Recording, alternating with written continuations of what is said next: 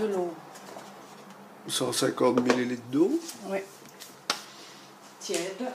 Tiède. On dilue les 6 mg de levure dans de l'eau tiède, absolument tiède. Bien dilué. Le tic-tac que vous venez d'entendre, ça n'a rien à voir avec la cuisine. C'est un brûle moustique, un brûle insecte qui fait un éclater. Laissez une minute. Voilà. Laissez une minute agir avant de mélanger. L'huile d'olive, vierge de préférence.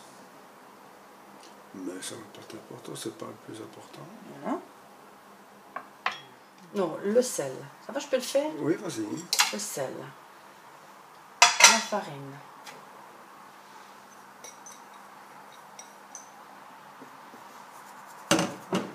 L'huile.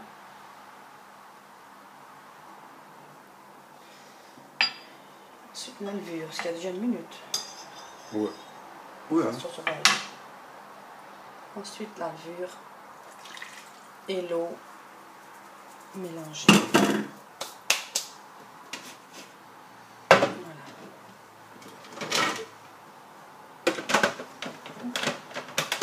Et laisser tourner une minute. Ouais, il faut que ce soit actif. Il n'a pas bien fermé. Non, il n'a pas bien fermé. Voilà. Ouais, quand ça ne marche pas, ça ne pas bien fermé.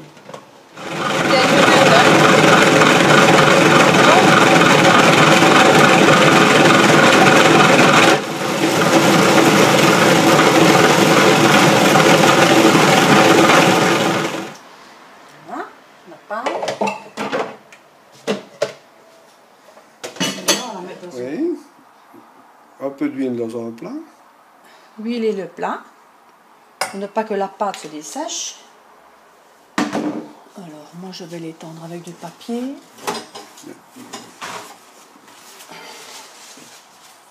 Ça.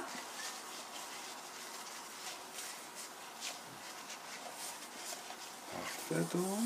Voilà. Et la pâte va lever pendant 1 heure.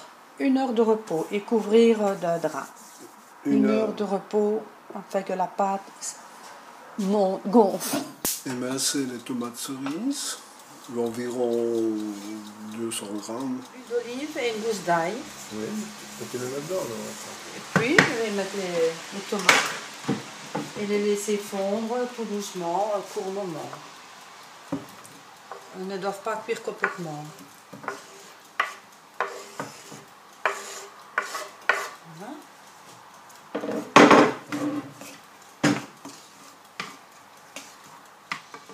Ajoutez un peu de basilic pour relever un peu le goût.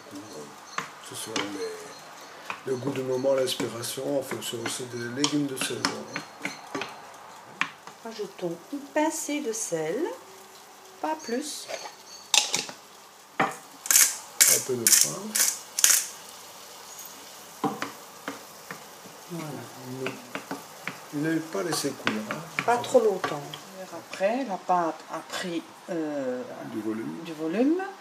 Il ne faut pas écraser la pâte totalement, il faut juste la plier en 2 fois.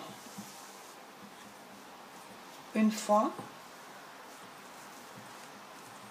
2 fois. Et de nouveau la laisser reposer une demi-heure. Pas plus. Je prends la pâte. Étaler la pâte sans l'aplatir complètement. L'étirer légèrement. Il faut garder le plus d'air possible dans la pâte.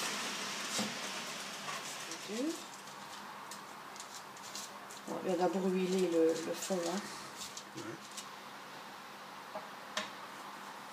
Badigeonner d'huile d'olive. On garnit qu'un côté pour pouvoir la refermer ensuite.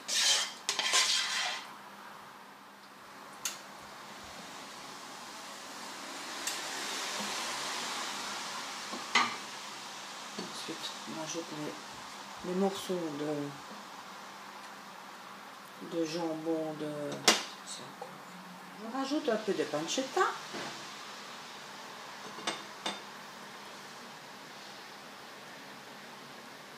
de la mozzarella.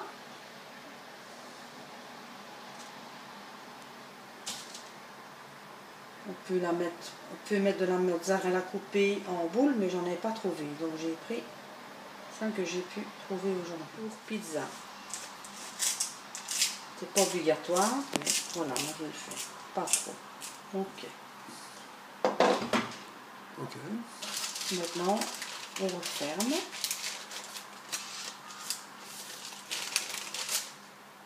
On essaye de ressouder les bords.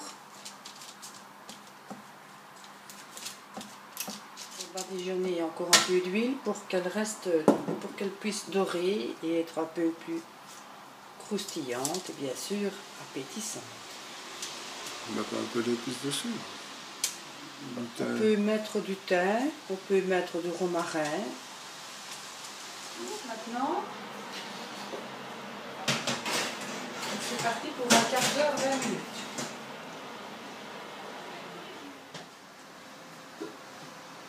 Un quart d'heure après.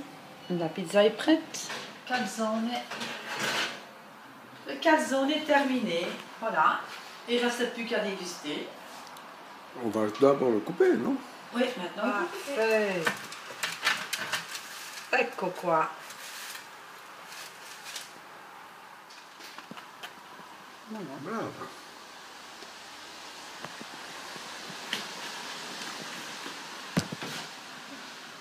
Il ne nous reste plus qu'à déguster avec une petite feuille de salade. Sers d'abord l'autre, mon cœur. Voilà, on peut le manger seul ou accompagner un peu de salade, que je conseille quand même. Bon, mieux pour la santé.